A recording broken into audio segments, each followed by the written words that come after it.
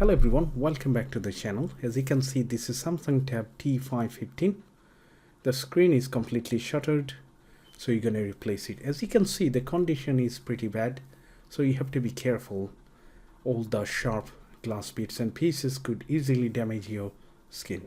Okay, so first of all, if you are planning to replace this sort of screen, you should have a couple of tools and the right replacement. You can get the screen. Okay, and I'm going to show you how the replacement looks like, so you can decide which one you are buying, if this is the right or wrong.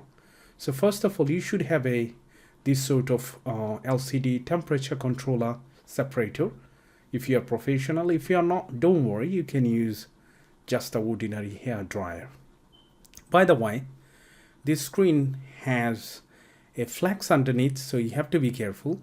But before you go too far, we need to apply some sort of ductone tape, okay, in the corner around the edges. So in that way, when you pull the screen off, all the glass bits and pieces not going to come out, and that would be pretty safe.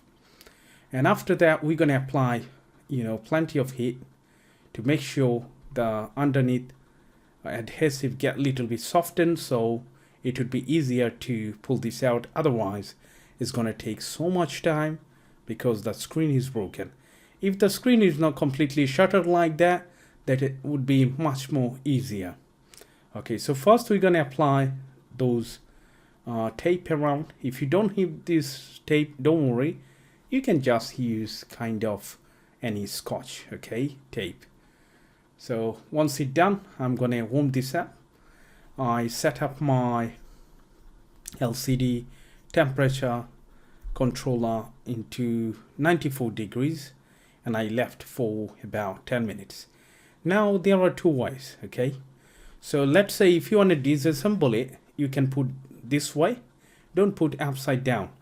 Because of the screen is completely shuttered, so we can put the face down because the screen is damaged anyway. So there is nothing to save. So let's flip it. And I'm going to leave like this for, let's say, 10 minutes. Okay, into 94 degree. But if you don't have that one, as I said, you don't need to worry. Take a hair dryer and blow around the screen for 3 to 5 minutes. It depends. Then you're going to feel the hot. If you find it is quite reasonable, then we're going to separate this screen. The more temperature that you apply, it's going to be much more easier to separate the screen panel because they use such a strong adhesive at the top and at the bottoms. On the sideway, not too much, but on the top and bottom panel does have really strong adhesive. So I'm going to grab this sort of metallic tool, which is called iSysma or flat opening tool, and also does have plastic card. Okay. If your screen is fine and you want to open this up for something else, then I would suggest you try to use plastic card and try to avoid any sort of metallic tool because that could damage easily the screen. As you can see, this is coming off easily without any hard labor because I left it for 10 minutes and this is too hot. Okay, I'm doing the job almost every week, so I'm not using any gloves. But I would suggest you, this is first time, or if you are not used to it, please try to use the safety goggle and gloves. And before you pull out the screen all the way, be careful because there is a flex cable, which is called LCD cable, right underneath center of the screen. Okay, so first you need to check, and then we're gonna pull this out.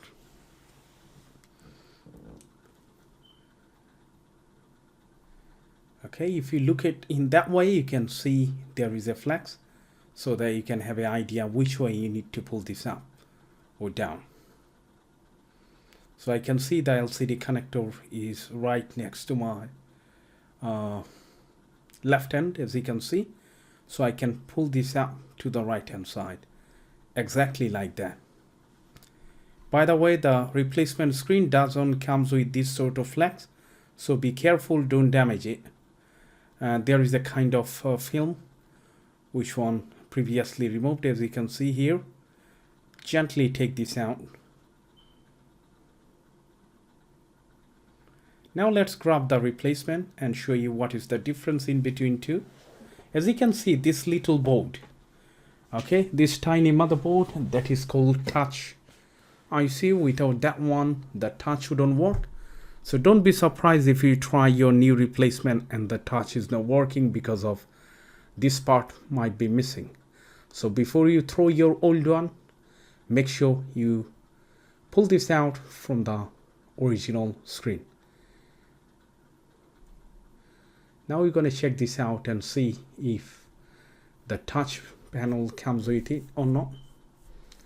I have so many bubble wrap just for the safety reason, because this sort of screen get damaged easily and very expensive, around 70 to 80 pounds, which is too much compared to the actual price. Okay, now if you compare both of them, as you can see, on the left hand side is the replacement and on the right hand side the genuine one. On the left hand side we can see the touch panel is missing here, so we're going to pull this out and put it right back here. So what we need is, first we need to apply some heat to make it softer so that we can, take this out and connect in right here. So let's do that.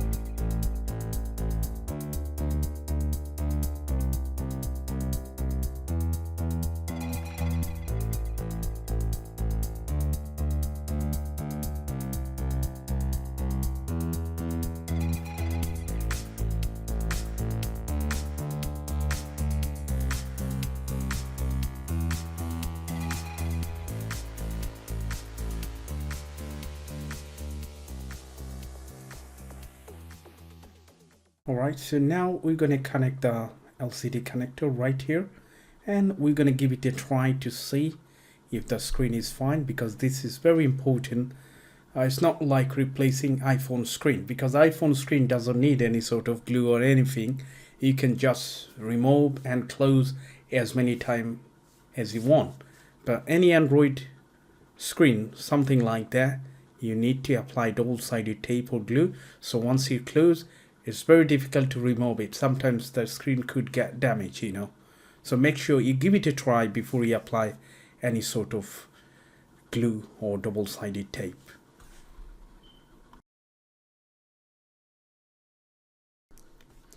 Alright, so now the brightness is fine. What happened was, let me share with you guys.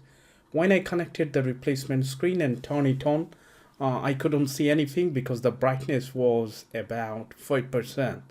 So if you have same scenario, might be you're going to think the actual replacement screen is damaged or it's not functional, but make sure you give it a double try. You closely look at it and see if there is any sign of pictures. Once you see, you can drag the screen down and then you can just increase the brightness and check the touch panel and make sure the touch panel does work. If everything is fine, then you're good to go. We're going to clean this up, apply either the glue or double-sided tape and finish this job. So let's do it.